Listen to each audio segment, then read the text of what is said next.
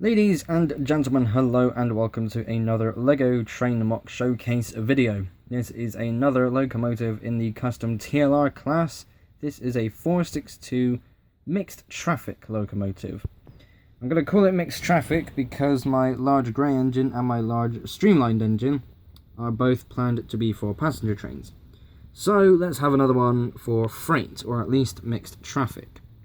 Now before we go any further, I have a bit of a cough, as you just heard there. It is also raining today and it's very windy, so if you hear that in the background, I do apologise.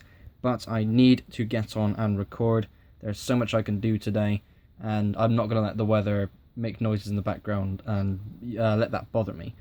So yes, let's actually speak properly and look at this marvellous little thing. This is actually quite nice. The tender in particular was really well done. Now, if you go into my Flickr page, you will find a picture of a 262. It is a past variant of this engine, and it looks 1890s sort of design, like I think it's called a K2. It was the engine that Edward was based on. That's the sort of main inspiration I was taking from that, and this ended up looking like the A3s, along with an engine like Flying Scotsman, for example. Not intentional, but eventually it just evolved into this, and I thought, let's just keep it, why not? I don't want to keep changing this. So, at the front, as always, we have the star on the face of the boiler, if it can focus. Come on, you can do it. There we go. So that is a 1x1 circle tile piece there, and that is a piece that I used on a past version of Blue Guardian. Thankfully, I did actually manage to put the piece to a side. It took a while to find it, but it's now being put to great use.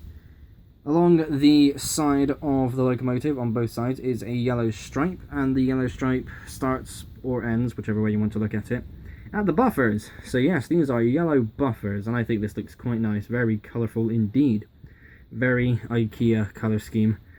So why did I use yellow buffers? Well, why not? It's something different. I have those to hand. I think those originally came from the 2018 Green City train set.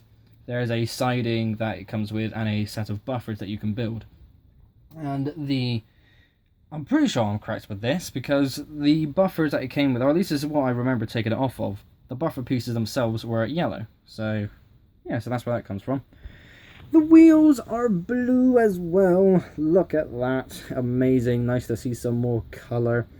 Now, these were all extra wheels that I had left over from Blue Guardian version 9.0. These four at the front arrived earlier today, and it looks spectacular. It really does. So, here's to hoping, with all these blue wheels now added, they actually stay here. I've basically got this same setup on Gordon, of course, which has blue wheels.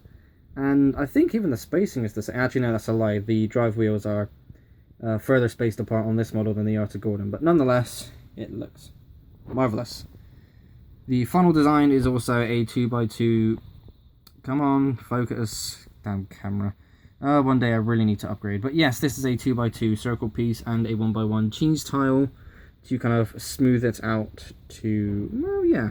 I think it looks alright there. It's a shame that the curved stuff is in the shape that it is, because when you look downwards, you can kind of tell where the corners are. It's not even straight. Hang on, let me just... There we go, do that. I think I just made it more wonky. No, that's right, It's just my eyes playing tricks.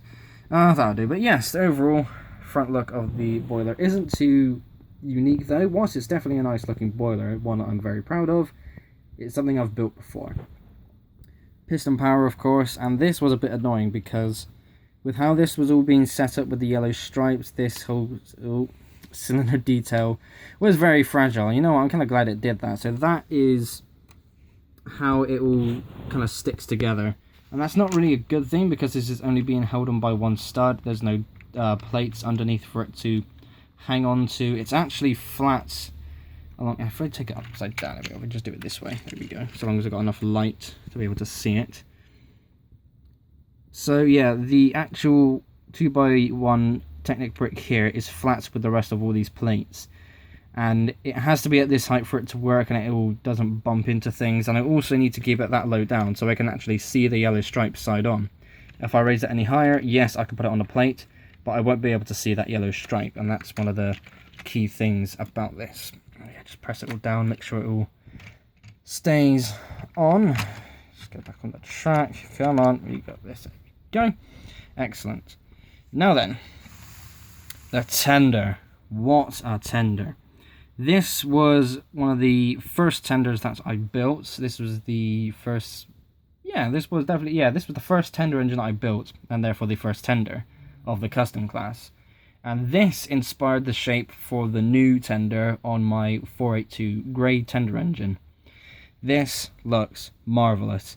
Genuinely, I love this tender so much. There are some engines that have horrible tenders that I've built. Some in the past in particular with my Coronation class. And I was a bit skeptic on my West Country.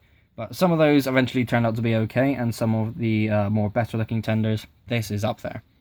The only change between finishing it, when I did and now, is that these tile plates were replaced with some more of these 1x1 slope bricks like I've got here. But because this isn't a train I care as much as my grey one, I took them off and put them on the grey one and replaced these with tiles. But nonetheless, I think it looks alright. I think these 1x1 circle pieces, which I used to represent coal, need to go down by a plate. But it doesn't really matter. I mean, it could probably go down. Oh, pardon me. It probably could go down for the sakes of not looking like it's going to overflow and fall out. But it's just not going to matter. I mean, look at this for a tender, as I say that holding upside down. The blue looks really nice. The yellow stripe, all the details underneath this sort of slope, upside down slope brick I've got here at the back. The ladders at the front, even this little yellow Technic piece to be able to hold it to the cab. It looks so good. I am very pleased with how this turned out. But it's not as favourable as I thought it would be because of how similar it is to Flying Scotsman. Nonetheless, that is okay. I could always modify this in the future, maybe change its shape slightly, so long as I don't fully take it apart. Even then, I very much doubt that will happen. So yeah, there we go. That is my 462 mixed traffic locomotive. Yeah, I think I'm going to commit to it being mixed traffic. Whilst freight is definitely the focus of this, there's no reason why I can't pull coaches as well. Thank you all ever so much for watching. Be sure to like and subscribe if you haven't already. I will see you all in the next episode. Bye.